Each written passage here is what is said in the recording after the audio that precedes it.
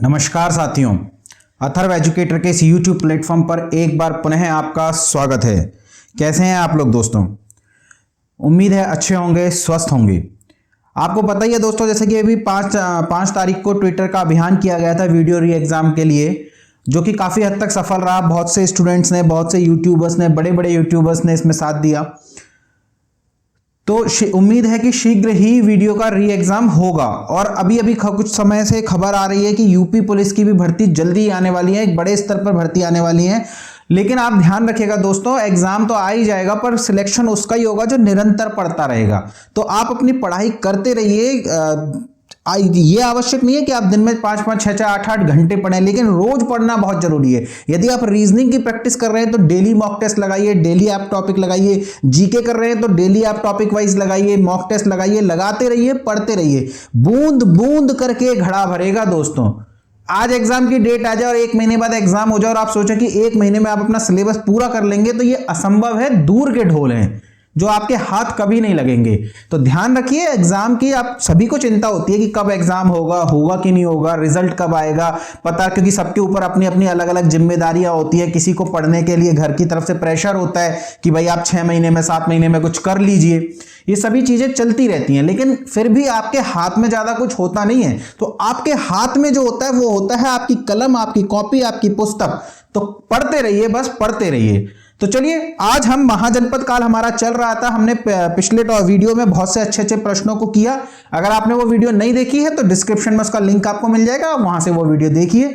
आज हम बहुत ही बेहतरीन प्रश्नों को कवर करेंगे, राजधानियों को भी कवर करेंगे, डिटेल से एक लिस्ट पूरी बनाएंगे जिसमें हम 16 महाजनपदों की राजधानी आपको लिखाएंगे। इनफैक्ट मैं अभी आपको लिस्ट से ही शुरुआत करूंगा, उसके बाद हम प्रश्नों पर चलेंगे। तो चलिए प्रारंभ करता हूं मैं आज का सेशन। पर उससे पहले यदि चैनल पर नए आए हैं और अभी तक चैनल को आपने शेयर सब्सक्राइब नहीं किया है तो प्लीज सब्सक्राइब कीजिए, ज्यादा से ज्यादा दोस्तों को शेयर कीजिए। वीडियो पसंद आए तो इसे लाइक भी कीजिएगा और बेल आइकन का बटन दबाना ना भूलिएगा। तो चलिए प्रारंभ करता हूं मैं आज का सेशन। और हमारा आज का पहला प्रश्न राजधानियों से जुड़ा हुआ है, लेकिन मैं चाहता हूं कि आज का मैं आपको सेशन प्रारंभ करूं उससे पहले हम एक लिस्ट बना लें जिसमें हम 16 महाजनपदों की राजधानियां लिख लें। तो जैसे कि आप जानते हैं कि कुल महाजनपद जो हैं ये टोटल 16 महाजनपद हैं। तो एक बार हम इनकी लिस्टिंग कर लेते हैं। तो सबसे पहला महाजनपद हम वज्जी को ले लेते हैं। वज्जी जो कि एक गणतंत्र था, जहां पर एक गणराज्य था और 8 राज्यों का यह एक समूह है, यह संघ है, जिसमें वज्जी, वैशाली, मिथिला, कुंडग्राम, उग्र, भोग, इक्ष्वाकु और कौरव्य आते हैं। जिसमें सबसे बड़ा था वैशाली, जहां पर लिच्छवियों का शासन था, लिच्छवी गणराज्य था, लिच्छवियों में से राजा को चुना जाता था। और इस वज्जी महासंघ की जो राजधानी है वो भी वैशाली को ही माना जाता है। हालांकि ये 8 राज्यों का समूह था, पर इसमें सबसे बड़ा वैशाली था, इसलिए इसकी राजधानी को वैशाली ही माना जाता है। इसके बाद बात करें अगर हम, तो हमारा दूसरा गणराज्य आ जाता है मल्ल। मल्ल में पावा के मल्ल और कुशीनारा के मल्ल, पावा के मल्ल और कुशीनारा के मल्ल, ये 2 गणराज्य थे। तो इसकी दोनों राजधानियां आपको ध्यान रखनी होंगी। आपको देखना होगा आपके ऑप्शन में क्या दिया हुआ है। तो कुशीनारा, जिसे वर्तमान में कुशीनगर कहते हैं, तो कुशीनारा के मल्ल और पावा के मल्ल, ये मल्ल गणराज्य की राजधानी है। इसके बाद यदि हम बात करें तो 3 गणराज्य ऐसे आते हैं जिनकी 2-2 राजधानियां हैं, जिसमें से एक है सबसे पहले आपका कौशल राज्य, कौशल महाजनपद। इस कौशल महाजनपद में उत्तरी कौशल की जो राजधानी है, उत्तरी कौशल की राजधानी वो आपकी हो जाती है साकेत। उत्तरी कौशल की राजधानी होती है साकेत, जबकि दक्षिणी कौशल की राजधानी, दक्षिणी कौशल की राजधानी है श्रावस्ती। ध्यान रखिएगा, सिर्फ आपसे कौशल पूछा जाए तो उस स्थिति में आप श्रावस्ती को सही करेंगे। जैसे आपसे पूछ लिया जाए कौशल महाजनपद की राजधानी क्या थी, तो आप श्रावस्ती उत्तर देंगे। लेकिन यदि आपसे उत्तरी कौशल पूछी जाए तो इसे आप साकेत उत्तर देंगे। यह वर्तमान अयोध्या का क्षेत्र है, वर्तमान अयोध्या। और दक्षिणी कौशल की राजधानी है आपकी श्रावस्ती। इसी प्रकार चौथा होता है अवंती। अवंती पर हमने कल चर्चा करी थी। हमने आपसे बात करी थी कि अवंती में उत्तरी अवंती की राजधानी, उत्तरी अवंती की राजधानी थी उज्जैन, वहीं दक्षिणी अवंती की राजधानी थी माहिष्मती।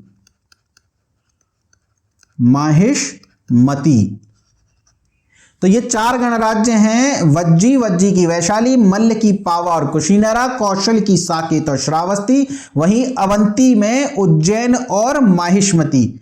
इसके बाद यदि हम आगे चलते हैं, एक नेक्स्ट स्लाइड ले लेते हैं।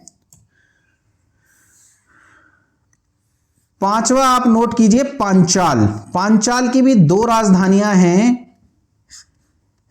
उत्तरी पांचाल की अलग है और दक्षिणी पांचाल की अलग है। अगर बात करें उत्तरी पांचाल की राजधानी तो ये हो जाएगी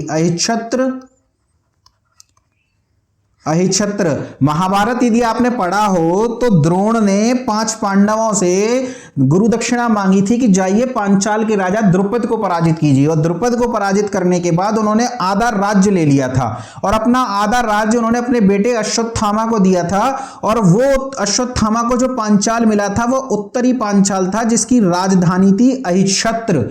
और ये जो अहिच्छत्र है ये आपका उत्तर प्रदेश का बरेली वाला क्षेत्र है। उत्तर प्रदेश में जो बरेली क्षेत्र है वो ही अहिच्छत्र का क्षेत्र है, जबकि दक्षिणी पांचाल की राजधानी थी काम्पिल्य।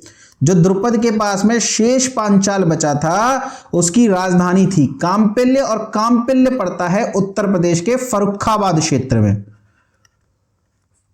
फर्रुखाबाद क्षेत्र जो है वह आपका दक्षिणी पांचाल है जिसकी राजधानी है काम्पिल्य। और पांचाल का शासक हमने कल आपको बताया था प्रावाहन जयवाली। कौशल राज्य के शासक हमने आपको बताए थे कंस, महाकौशल और प्रसेनजित। इसके अलावा 2 महाजनपद हमने आपको ऐसे बताए थे जो कि भारत से बाहर हैं, जिसमें से एक था गांधार। गांधार की राजधानी हो जाएगी तक्षशिला, और एक था आपका कंबोज। तो कंबोज की राजधानी क्या है? कंबोज की राजधानी हाटक, और हाटक को ही राजपुर भी कहते हैं, राजपुर या राजपुरा, जो भी आपको ऑप्शन में मिल जाए तो ध्यान रखिएगा। और कंबोज के बारे में बताया था कि ये श्रेष्ठ घोड़ों के लिए प्रसिद्ध था, श्रेष्ठ घोड़ों के लिए प्रसिद्ध, चर्चा करी थी हमने पिछले वीडियो में।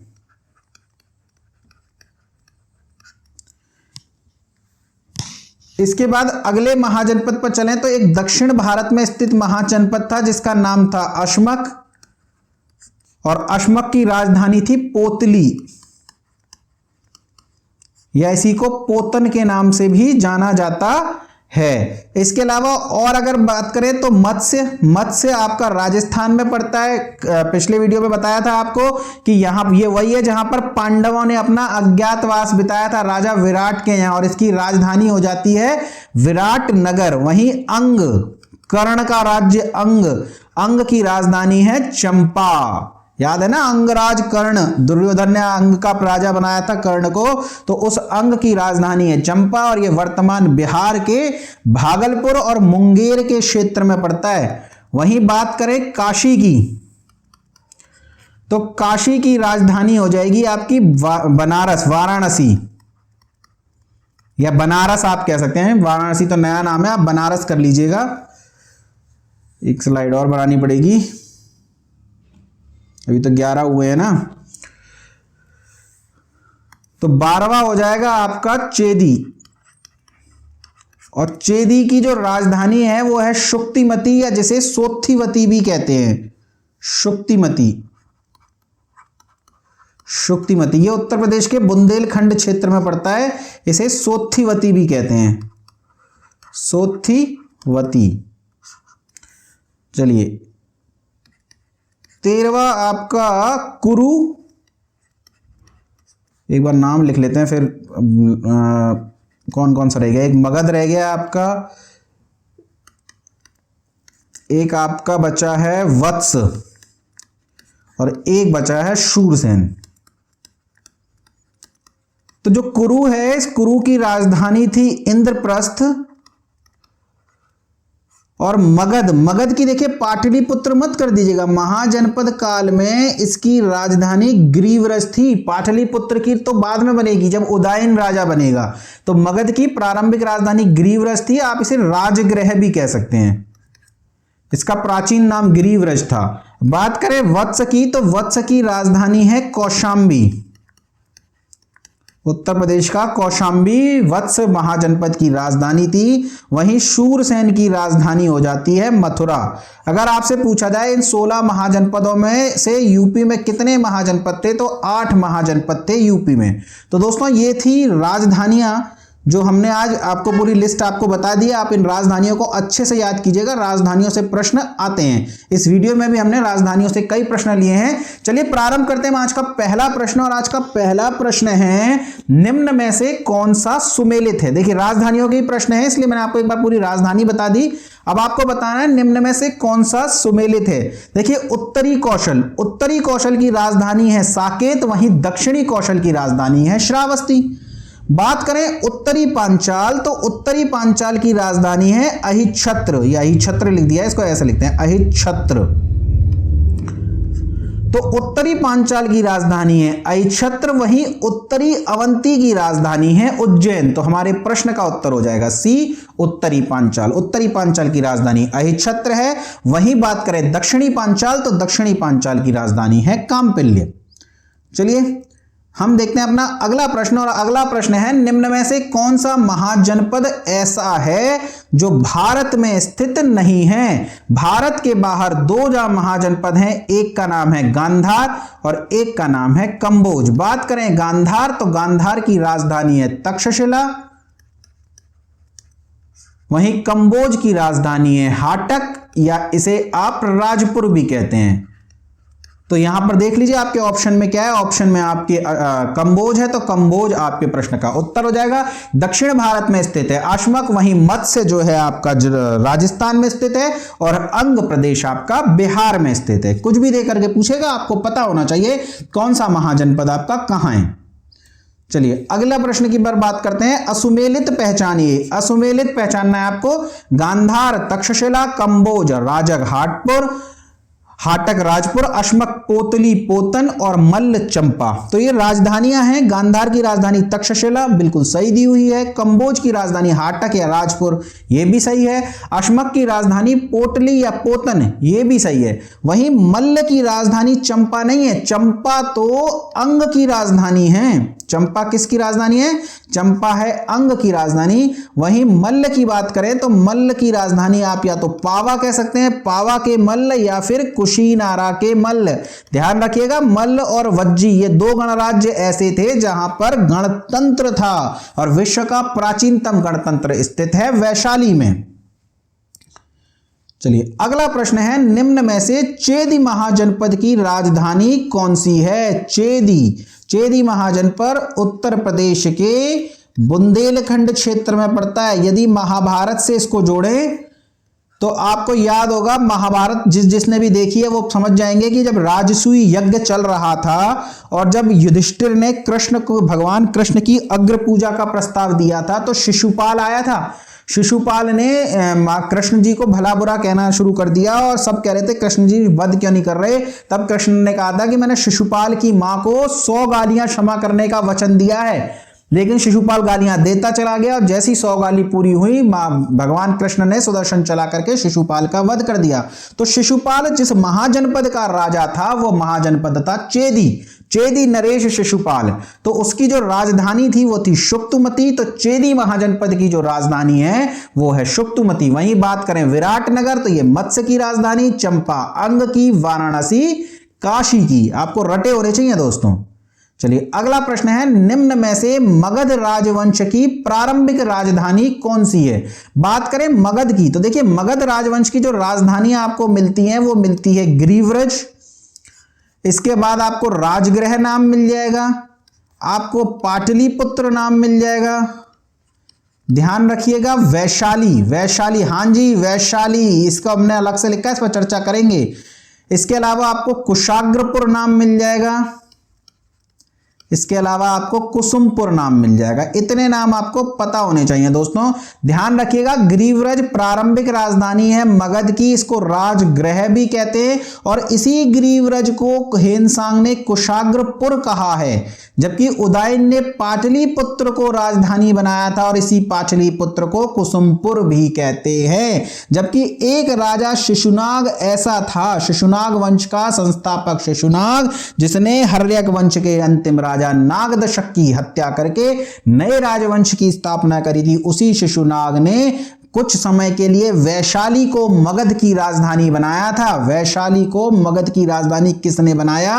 तो शिशुनाग ने बनाया। बाद में इस शिशुनाग का पुत्र कालाशोक या काकवर्ण राजा बना और इस काकवर्ण ने वापस आपका जो है पाटलिपुत्र को राजधानी बना दिया। हाँ जी, पाटलिपुत्र, क्योंकि बीच में उदयन आया था और उदयन ने राजधानी पाटलिपुत्र बना दी थी। तो पाटलिपुत्र को वापस किसने राजधानी बनाया? तो कालाशोक ने। तो ये कुछ प्रश्न आते हैं मगध की राजधानियों को लेकर के। मगध की प्रारंभिक राजधानी गिरिव्रज थी, जिसे राजगृह भी कहते हैं, और हेनसांग ने इसे कुशाग्रपुर कहा है। उदयन ने मगध की राजधानी पाटलिपुत्र को बनाया, जिसे कुसुमपुर भी कहा जाता है। शिशुनाग ने वैशाली को कुछ समय के लिए राजधानी बनाया, जबकि कालाशोक ने वापस पाटलिपुत्र को राजधानी बना दिया। देखिए, वैशाली जब राजधानी बनी थी तो पाटलिपुत्र भी राजधानी थी। दो राजधानियां बना दी थी शिशुनाग ने। ऐसा नहीं है कि पाटलिपुत्र को राजधानी के रूप में समाप्त कर दिया था, पर कालाशोक ने वैशाली को समाप्त कर दिया और फिर से मगध की केवल एक ही राजधानी रह गई, पाटलिपुत्र। चलिए अगला प्रश्न देखते हैं, और अगला प्रश्न है, ग्रीवरज को अन्य किस नाम से जाना जाता है? तो ग्रीवरज को पाटलिपुत्र, कुशाग्रपुर, कुसुमपुर या साकेत। तो कुशाग्रपुर के नाम से जाना जाता है। और किसने यह नाम दिया है? तो यह नाम दिया है हेनसांग ने। हेनसांग के अनुसार, चीनी यात्री था यह हेनसांग, और इस हेनसांग के अनुसार ग्रीवरज को कुशाग्रपुर भी कहा जाता था और ग्रीवरज को राजगृह भी कहा जाता था। हालांकि ग्रीवरज और राजगृह बहुत से इतिहासकार अलग अलग मानते हैं, लेकिन ग्रीवरज प्राचीनतम राजधानी थी जो कि बृहद्रथ वंश के समय में रही, और बिंबिसार के समय में भी ग्रीवरज ही राजधानी रही। कहते हैं कि अजातशत्रु ने राजगृह को राजधानी बनाया, पर ग्रीवरज और राजगृह लगभग एक ही माने जाते हैं। पाटलिपुत्र अलग हो जाएगा। पाटलिपुत्र को जो राजधानी बनाया वो अजातशत्रु के पुत्र उदयन ने बनाया है। चलिए अगला देखते हैं, हर्यक वंश से पहले मगध पर किस वंश का शासन था? देखिए इसे आप स्टार लगाइए। कल हमने चर्चा करी थी कि बात करें पुराणों की या फिर महाभारत की, तो पुराणों और महाभारत के अनुसार जो वंश मगध पर शासन किए उसमें सबसे पहले था बृहद्रथ वंश। बृहद्रथ वंश के बाद प्रद्योत वंश, और प्रद्योत वंश के बाद आपका आया था शिशुनाग वंश, और इस शिशुनाग वंश के बाद आया था नंद वंश। वहीं यदि बौद्ध साहित्य की बात करें, बौद्ध ग्रंथों की बात करें, तो वो इस बृहद्रथ और प्रद्योत की बात ही नहीं करता, वो कहता है हर्यक वंश। हर्यक वंश मगध का प्रारंभिक वंश है, यानी वो बिंबिसार से ही शुरू करता है मगध का इतिहास, और हर्यक के बाद शिशुनाग, और शिशुनाग के बाद नंद। तो इस हिसाब से तो हर्यक से पहले कोई वंश है ही नहीं, लेकिन ऐसा तो नहीं है, मगध तो हमेशा से था। तो हम मानते हैं कि बौद्ध साहित्य यहां से शुरू करते हैं इतिहास और पुराण, लेकिन पुराणों में हर्यक है ही नहीं कहीं। तो ये जो प्रद्योत है इसी को इतिहासकार कह देते हैं कि हर्यक वंश ही होगा, जिसमें पुराणों में प्रद्योत लिख दिया है। तो हर्यक वंश से पहले जिस वंश ने शासन किया वह वंश हो जाएगा बृहद्रथ वंश। ठीक है, बृहद्रथ वंश। बृहद्रथ वंश का संस्थापक बृहद्रथ था, इसके बाद जरासंध राजा बना, और जरासंध के बाद उसका पुत्र रिपुंजय राजा बना, रिपुंजय। ठीक है, चलिए अगला प्रश्न देखते हैं, और अगला प्रश्न है, बौद्ध ग्रंथ के अनुसार किस वंश ने मगध पर शासन नहीं किया? अब देखिए बौद्ध ग्रंथ क्या कहते हैं? सबसे पहले हर्यक, फिर शिशुनाग, और उसके उपरांत नंद। तो यहां पर कहीं भी बृहद्रथ वंश की बात नहीं की गई है, तो प्रश्न का उत्तर हो जाएगा बृहद्रथ वंश। चलिए अगला है, बुद्ध के बाद कितने महाजनपदों का उल्लेख मिलता है? तो कुल महाजनपद कितने? 16 महाजनपद। ये 16 जो महाजनपद हैं ये प्रारंभ में हैं, यानी बुद्ध से पूर्व की बातें हैं। बुद्ध से पूर्व, बुद्ध के समय तक आते आते महाजनपद सिमट गए, छोटे छोटे महाजनपद बड़े महाजनपदों में मिल गए, और बुद्ध के समय में केवल 4 महाजनपद रह गए। जबकि बुद्ध के उपरांत, जब बुद्ध के परिनिर्वाण तक आते आते मगध राजवंश बहुत ही शक्तिशाली हो गया, और बुद्ध के उपरांत केवल मगध रह गया, बाकी 15 धीरे धीरे किसी न किसी रूप में इसी मगध में मिल गए। तो बुद्ध के बाद की बात की जा रही है, तो प्रश्न का उत्तर हो जाएगा 1। तो ध्यान रखिएगा क्या पूछ रहा है, बुद्ध के पूर्व अगर सिंपल पूछा कितने महाजनपद थे भारत में, तब तो प्रश्न का उत्तर 16 ही हो जाएगा। लेकिन बुद्ध के समय या बुद्ध के उपरांत इस तरीके से देके पूछ रहा है, तो आप ध्यान रखिएगा कि आपके प्रश्न के उत्तर बदल जाएंगे। चलिए अगला प्रश्न देखते हैं। असुमेलित की पहचान कीजिए। कुरु, कुरु के आगे इंद्रप्रस्थ दिया हुआ है, वत्स के आगे कौशाम्बी, शूरसेन के आगे मथुरा, और उपरोक्त में से कोई नहीं। तो कुरु की राजधानी जो थी वो इंद्रप्रस्थ थी, वत्स की राजधानी कौशाम्बी थी, शूरसेन की राजधानी मथुरा थी, यानी सभी सुमेलित हैं। ये सभी कैसे हैं? ये सभी सुमेलित हैं। तो जब सभी सुमेलित हैं तो इसका मतलब कोई भी असुमेलित नहीं है। आपसे असुमेलित पूछ रहा है, इसका मतलब प्रश्न का उत्तर हो जाएगा उपर्युक्त में से कोई नहीं। अगला प्रश्न है, वत्स नरेश उदयन का संबंध किस वंश से था? ध्यान रखिएगा, उदयन, वत्स नरेश उदयन, इनका जो संबंध है वो था पौर वंश से। वत्स नरेश जो थे, देखिए उदयन ये आपके हर्यक वंश में भी एक राजा रहे हैं। हर्यक वंश में उदयन जो राजा था उसने पाचलीपुत्र की स्थापना की थी, पर वत्स राज्य में भी एक उदयन नाम का राजा हुआ है, और वो जिस वंश से संबंधित था वह वंश था पौर वंश। चलिए अगला प्रश्न है, आगुंतर निकाय में 16 महाजनपदों का उल्लेख मिलता है, इनमें से कितने महाजनपदों में राजतंत्र था? तो देखिए 16 में से 2 में तो गणतंत्र था, 2 में क्या था? गणतंत्र था। और वो गणतंत्र किस किस में था? वज्जी में और मल्ल गणराज्य में, इनमें तो गणतंत्र था। बाकी के बच गए कितने? 14 में राजतंत्र था।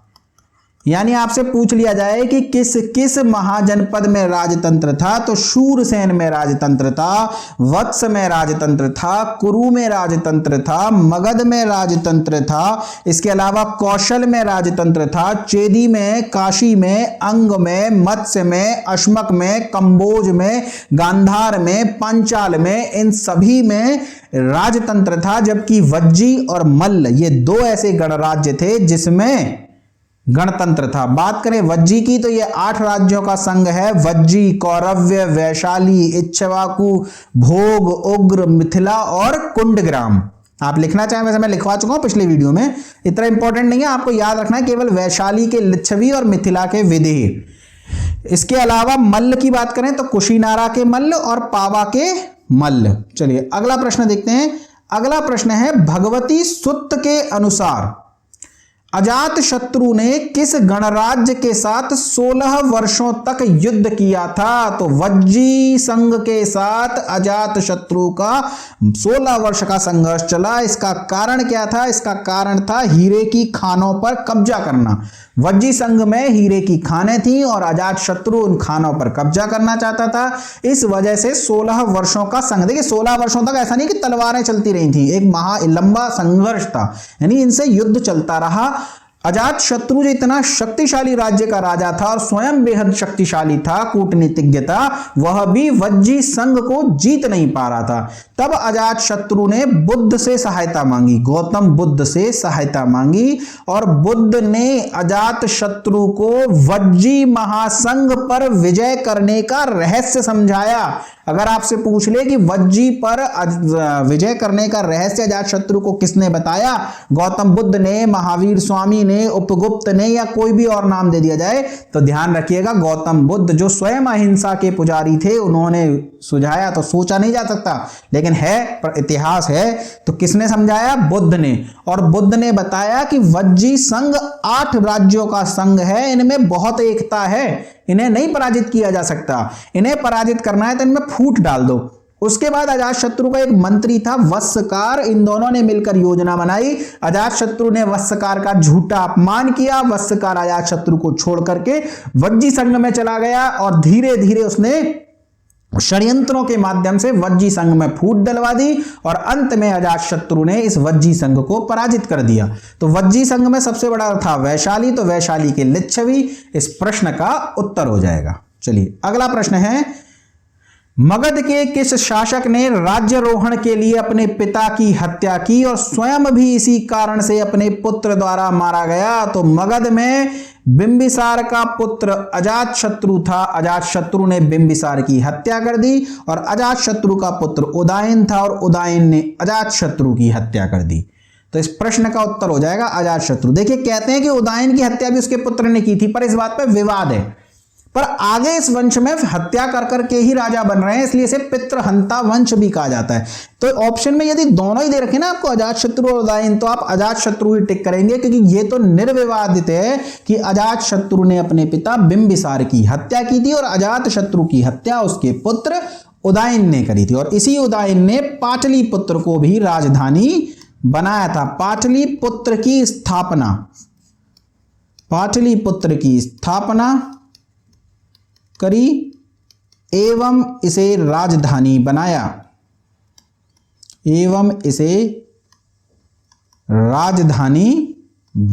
और ये पाटलिपुत्र कहां पर है, कि नदियों के किसमें है? तो यह गंगा एवं सोन नदी के संगम पर स्थित है। गंगा एवं सोन नदी के संगम पर स्थित है। चलिए अगला प्रश्न है, निम्न में से कौन बृहद्रथ वंश का नहीं है? पुराण और महाभारत कहते हैं कि मगध का जो प्राचीनतम वंश है वह बृहद्रथ वंश है। इसकी स्थापना बृहद्रथ ने करी थी और बृहद्रथ के बाद जरासंध राजा बना और जरासंध के बाद रिपुंजय राजा बना। रिपुंजय और बृहद्रथ वंश के बाद प्रद्योत वंश आया, प्रद्योत वंश के बाद शिशुनाग वंश आया और शिशुनाग वंश का ही राजा था कालाशोक, जिसे काक वर्ण के नाम से भी जाना जाता है। यह वही है दोस्तों जिसने वैशाली में द्वितीय बौद्ध संगीति का आयोजन किया था। द्वितीय बौद्ध संगीति, 4 बौद्ध संगीतियां थी, चर्चा करेंगे जब गौतम बुद्ध के चैप्टर पर चर्चा करेंगे। तो द्वितीय बौद्ध संगीति का आयोजन किया था और इस बौद्ध संगीति की जो अध्यक्षता, आयोजन तो किसने करा है? कालाशोक ने। कहां पर किया है? वैशाली में। इसकी अध्यक्षता किसने करी है? तो इसकी अध्यक्षता करी है सबकमीर ने, या इसे ही सर्वकामिनी भी कहते हैं। सर्वकामिनी भी मिल जाएगा आपको कहीं कहीं, वैसे ज्यादातर आपको सबकमीर ही मिलेगा। तो ध्यान रखिएगा, तो बृहद्रथ वंश का नहीं था कालाशोक, बाकी बृहद्रथ, जरासंध और रिपुंजय ये तीनों ही बृहद्रथ वंश के थे। अगला प्रश्न है, मगध के किस शासक ने ग्रीवरज को अपनी राजधानी बनाया?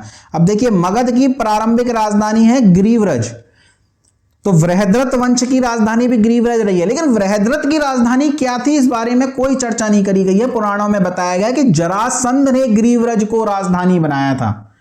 तो जरासंध इस प्रश्न का उत्तर हो जाएगा। हालांकि ऑप्शन में यदि जरासंध, बृहद्रथ ये सब नहीं दिए हुए और आपको ऐसे दिया हुआ है बिंबिसार, अजातशत्रु, उदयन या कोई और नाम आपको दे दिया जाए, तो ध्यान रखिएगा ऐसी स्थिति में प्रश्न का उत्तर बिंबिसार हो जाएगा।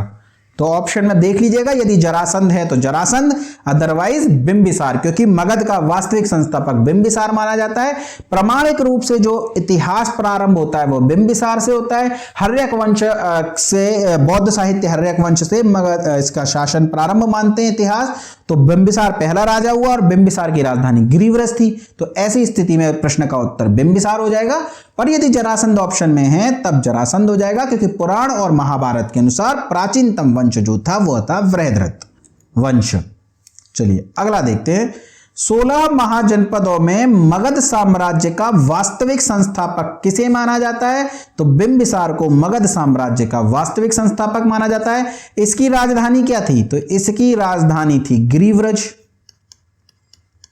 गिरिव्रज, और इसी गिरिव्रज को राजगृह भी मान सकते हैं। अजातशत्रु की राजधानी भी गिरिव्रज थी, यानी राजगृह थी, जबकि उदयन की प्रारंभिक राजधानी तो राजगृह ही रही होगी। और इसके बाद इसने पाटलिपुत्र को अपनी राजधानी बनाया, पाटलिपुत्र को अपनी राजधानी बनाया, और इसके बाद मगध साम्राज्य की राजधानी पाटलिपुत्र ही रही। बीच में शिशुनाग ने वैशाली को भी राजधानी बनाया था, पर कालाशोक ने वापस पाटलिपुत्र को ही राजधानी बना दिया।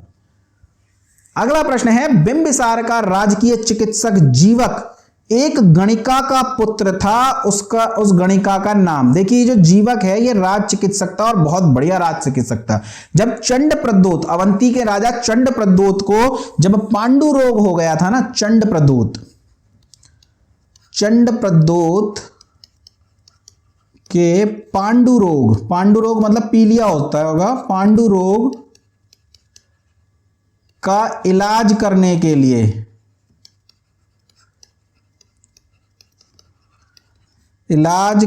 के लिए बिंबिसार ने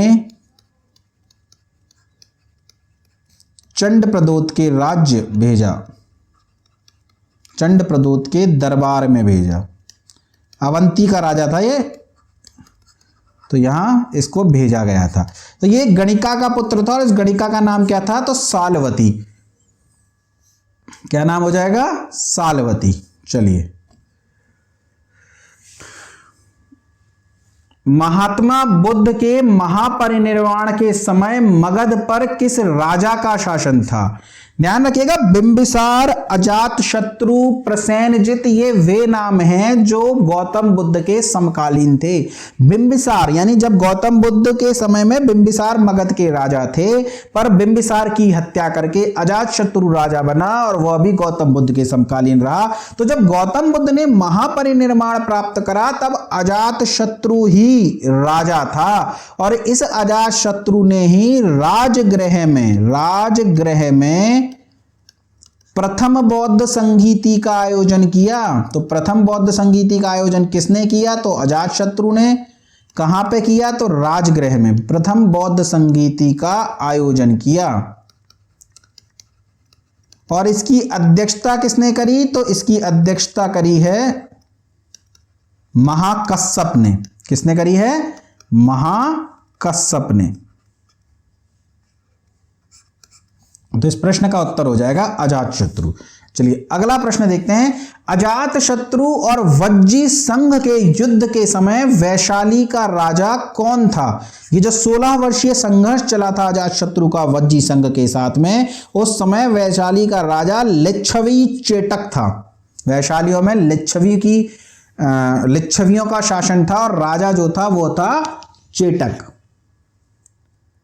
अगला है, किस राज्य की राजकुमारी के विवाह के फलस्वरूप बिंबिसार को दहेज के रूप में काशी का प्रदेश मिला? देखिए, काशी महाजनपद और अंग महाजनपद, इन दोनों का ही क्या प्रश्न है? किस राज्य, अच्छा ठीक है, काशी का प्रदेश मिला। तो काशी और अंग, इन दोनों को ही बिंबिसार ने मगध में मिलाया था। तो अंग में तो ब्रह्मदत्त राजा था, ब्रह्मदत्त। इस ब्रह्मदत्त को पराजित करा, ब्रह्मदत्त को पराजित कर बिंबिसार ने मगध में मिलाया। ठीक है, बात करें इस काशी की, तो काशी आप ध्यान रखिए, कौशल, ये जो कौशल है, इस कौशल का राजा था महाकौशल। इस कौशल का राजा था महाकौशल, और इस महाकौशल की एक थी पुत्री और एक था पुत्र। पुत्र का नाम था प्रसेनजित, जो बाद में राजा बनेगा, प्रसेनजित, और इसकी पुत्री थी महाकौशला। और इस महाकौशला से विवाह हुआ बिंबिसार का। महाकौशला वेड्स बिंबिसार। अब विवाह हुआ है तो दहेज भी मिलेगा, तो दहेज में काशी मिला। काशी पर कौशल का अधिकार था, काशी ने कौशल महाजनपद पर अधिकार कर लिया था, और ये काशी मिला बिंबिसार को दहेज में। और इस काशी का जो राजस्व था ना, उस जमाने में 1 लाख रुपए था। यानी आप सोच सकते हैं आज के तो अरबों अरबों खरबों की संपत्ति, उस जमाने का 1 लाख रुपए का राजस्व काशी से आता था। यानी बहुत अमीर महाजनपद था काशी, और काशी पर सभी कब्जा करना चाहते थे, और कौशल ने अपने दामाद बिंबिसार को काशी गिफ्ट में दे दिया। अब ध्यान रखिएगा, इसी बिंबिसार की एक और पत्नी थी चेलना, और उस चेलना से इसका एक पुत्र था अजातशत्रु। अजातशत्रु यानी ये महाकौशला का पुत्र नहीं था, बल्कि चेलना का पुत्र था। इसकी माता कौन थी? इसकी माता थी चेलना। और ये चेलना कौन थी? तो ये चेलना चेटक की बहन थी। तो इस जो अजातशत्रु ने क्या करा, इस बिंबिसार की हत्या कर दी। हत्या, इस बिंबिसार की हत्या कर दी। अब जब हत्या कर दी तो ये प्रसेनजित नाराज हो गया। अभी प्रसेनजित राजा बन चुका है, राजा। तो ये प्रसेनजित नाराज हो गया, और इस प्रसेनजित ने इस काशी को वापस ले लिया। वापस ले लिया। उसने कहा कि यार तुमने तो हमारे जीजा की हत्या कर दी, तुमसे हम काशी वापस ले रहे हैं, काशी हमने दिया था। अजातशत्रु बोला काशी अब तुम्हारे बाप का नहीं है, काशी मेरा है, मैं काशी नहीं दूंगा। और इस बात पर इन दोनों के बीच में लड़ाई हो गई, युद्ध हो गया। अब ये युद्ध चल रहा है, तो इस युद्ध को समाप्त करने के लिए प्रसेनजित ने कहा कि ठीक है मैं तुम्हें काशी दे दूंगा, पर अब मैं तुम्हें काशी दूं क्यों? क्योंकि तुमसे तो मेरा कोई खास संबंध नहीं है, मेरे तो जीजा का था काशी, तो मैं तुम्हें तब दूंगा जब तुम मेरी पुत्री वजीरा, वजीरा किसकी पुत्री है? वजीरा पुत्री है प्रसेनजित की, और इस वजीरा से विवाह हो गया अजातशत्रु का। यानी 2 विवाहों पर काशी टिकी है। पहली महाकौशला का विवाह हुआ बिंबिसार से, तब आज बिंबिसार को काशी दहेज में मिली। उसके उपरांत प्रसेनजित की पुत्री वजीरा का विवाह हुआ अजातशत्रु से, तब वापस अजातशत्रु को काशी मिला। तो महाकौशला प्रसेनजित की बहन थी, जबकि वजीरा प्रसेनजित की पुत्री थी। तो ये कहानी आप याद रखिएगा, इस कहानी से बहुत से प्रश्न बनते हैं। सत्य सत्य में भी दे देते हैं कि प्रसेनजित की पुत्री महाकौशला, तो पुत्री नहीं थी, बहन थी। तो इस तरीके से बहुत सारे प्रश्न इससे घुमा घुमा के पूछे जाते हैं, तो आपको तो ये कहानी याद रखनी है। हम चलते हैं अपने अगले प्रश्न पर दोस्तों थोड़ा चैनल को शेयर सब्सक्राइब तो कर दो। इतने अच्छे अच्छे प्रश्न लाता हूं, लेकिन आप जो है रिस्पॉन्स नहीं करते हैं, ऐसे तो मेरा मोटिवेशन टूट जाएगा ना दोस्तों। मैं आपके लिए बहुत बढ़िया बढ़िया प्रश्न लाऊंगा, और आप देखते भी होंगे प्रश्नों का स्तर, ऐसा तो नहीं है। तो थोड़ा सा चैनल को शेयर कीजिए, सब्सक्राइब कीजिए। चलिए अगला प्रश्न देखता हूं, और मैं आपको सिर्फ पढ़ाता ही हूं, इधर उधर की बकवास भी नहीं करता हूं आपके साथ। मैं आपको पूरा टाइम में क्वेश्चंस पे यूटिलाइज करता हूं, समय लेता हूं, मैं 1 घंटे तक लेक्चर देता हूं, लेकिन क्या मैं आपको कुछ फालतू की बातें बता रहा होता हूं? आपको पॉइंट टू पॉइंट एक एक चीज बता रहा होता हूं, कोई कहानी नहीं सुनाता, कुछ नहीं करता हूं। जैसे और आप देखेंगे तो आधे घंटे में सिर्फ 25 क्वेश्चन 20 क्वेश्चन कराते हैं, मैं ज्यादा से ज्यादा क्वेश्चन लेकर आता हूं आपके लिए। तो चलिए अगला क्वेश्चन देखते हैं। निम्न में से किस राजा ने कहा था बुद्ध भी खतीय मैं भी खतीय? तो देखिए बुद्ध का जो महापरिनिर्वाण हुआ है वो अजातशत्रु के काल में हुआ है, और अजातशत्रु बुद्ध के अवशेषों पर, अस्थि अवशेषों पर अपना दावा ठोकता है और कहता है बुद्ध भी क्षत्रिय थे और मैं भी क्षत्रिय था। खतीय का तात्पर्य क्षत्रिय है। उसने कहा बुद्ध भी क्षत्रिय थे, मैं भी क्षत्रिय था, इसलिए बुद्ध मेरे नजदीकी थे, बुद्ध के अवशेषों पर मेरा अधिकार है। तो ये किसका डायलॉग था? तो ये डायलॉग था अजातशत्रु का, बुद्ध भी खतीय मैं भी खतीय। अगला प्रश्न देखते हैं। अगला प्रश्न है गंगा नदी के व्यापार पर नियंत्रण स्थापित करने के लिए अजातशत्रु को किस राज्य से संघर्ष करना पड़ा? तो उत्तर हो जाएगा वज्जी।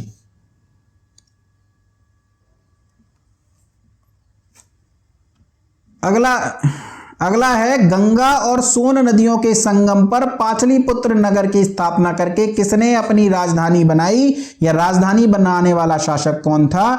तो हो जाएगा उदयन। यदि उदयन ऑप्शन में नहीं दिया हुआ है तब आप चंद्रगुप्त मौर्य सही करेंगे। क्योंकि भारत का पहला राजा, पहला सम्राट चंद्रगुप्त मौर्य को माना जाता है। और यदि उदायन ऑप्शन में नहीं है तो आप चंद्रगुप्त मौर्य करेंगे। हालांकि क्योंकि प्रश्न में आया हुआ है इस वजह से मैं आपको बता रहा हूं कि वो रिपीट ना हो जाए, अदरवाइज तो ये प्रश्न टेक्निकली गलत हो जाएगा। क्योंकि हर्यक वंश के बाद तो शिशुनाग वंश ने शासन किया, उदायन के बाद तो अनिरुद्ध, मुंड और नागदशक की राजधानी रही, उसके बाद शिशुनाग की भी राजधानी बनी, फिर कालाशोक की राजधानी बनी, फिर महापद्मनंद की राजधानी बनी, धनानंद की राजधानी बनी और नंद के 9 राजाओं की राजधानी भी पाटलिपुत्र रही। और उसके बाद जाकर के कहीं चंद्रगुप्त मौर्य की राजधानी पाटलिपुत्र बनी। पर क्योंकि प्रश्न आए हुए हैं और ऑप्शन में सही माना गया, इस वजह से बताना हमारी मजबूरी होती है।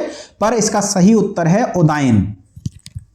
चलिए अगला प्रश्न देखता हूं। और अगला प्रश्न है, हर्यक वंश का अंतिम शासक कौन था? देखिए हर्यक वंश का पहला शासक कौन था? बिंबिसार।